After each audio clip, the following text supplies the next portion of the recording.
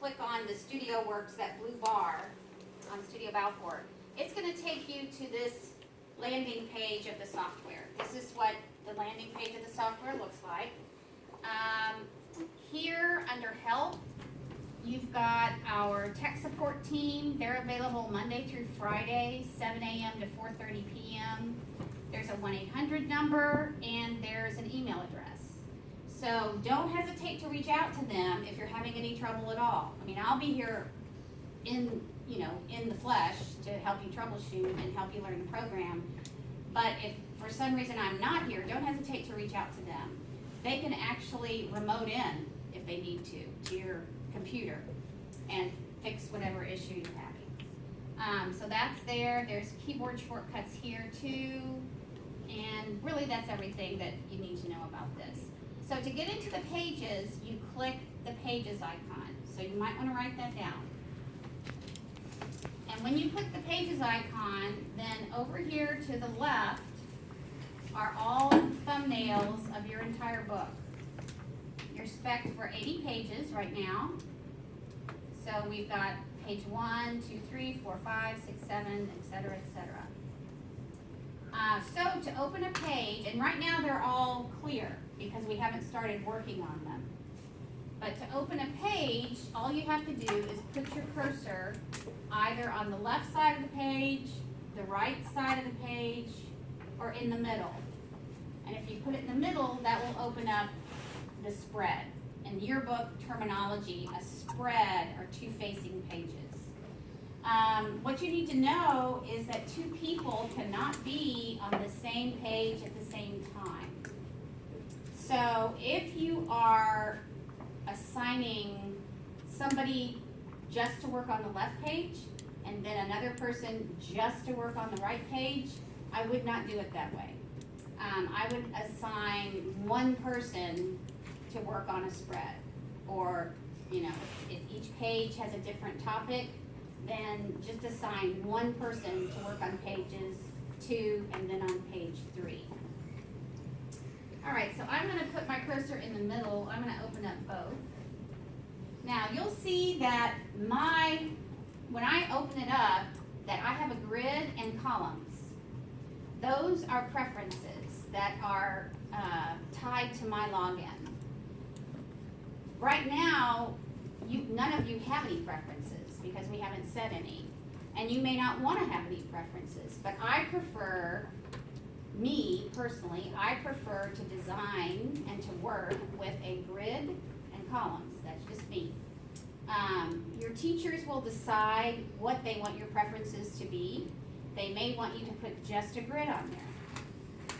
They may want you to put just columns on there, or they may want both. They may decide, right now, I've got 4 columns on the left and 4 columns on the right. They might want 3 columns on the left and 3 columns on the right.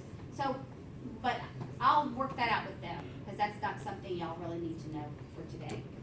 Okay, so you can have multiple pages open at the same time.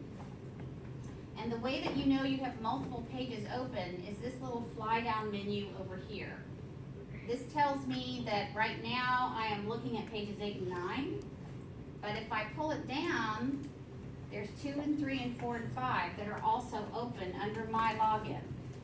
So when you are ready to log out of the program, and you do need to log out, because like I said, it tracks your activity, and you're not going to want to not be logged out.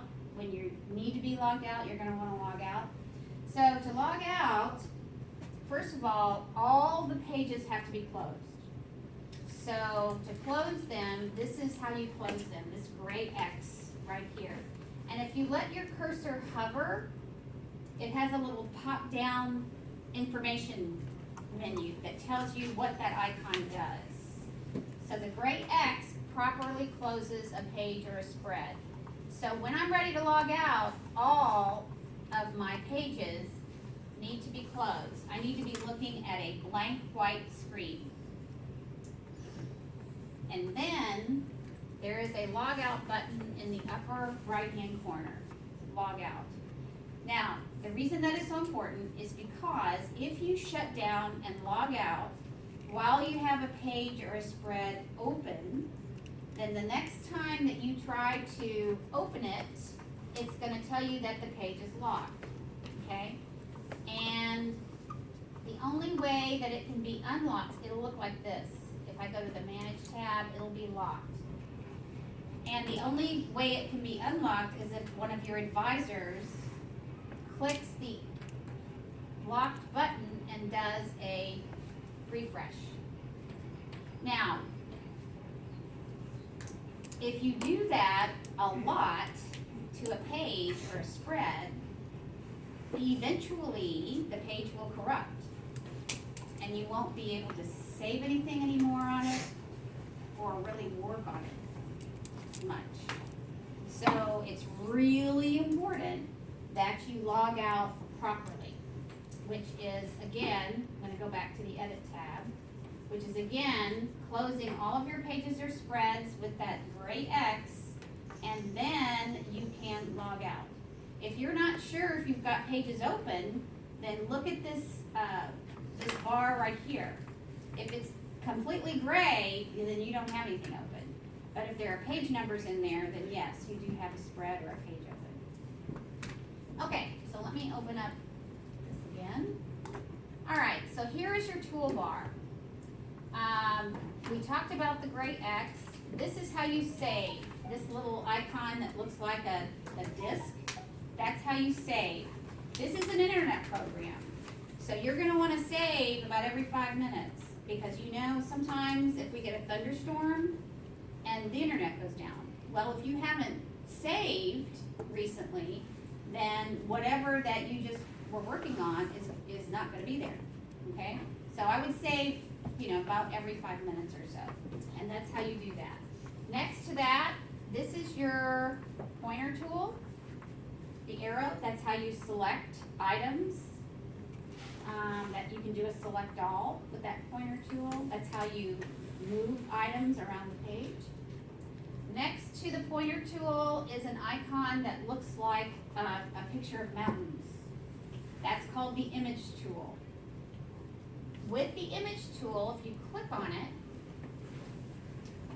you come down to your page. Do you see next to my cursor now, there is an icon of the image tool. That tells me that that's the drawing mode that I'm in, that I'm about ready to draw an image area placeholder. So to get a picture on the page,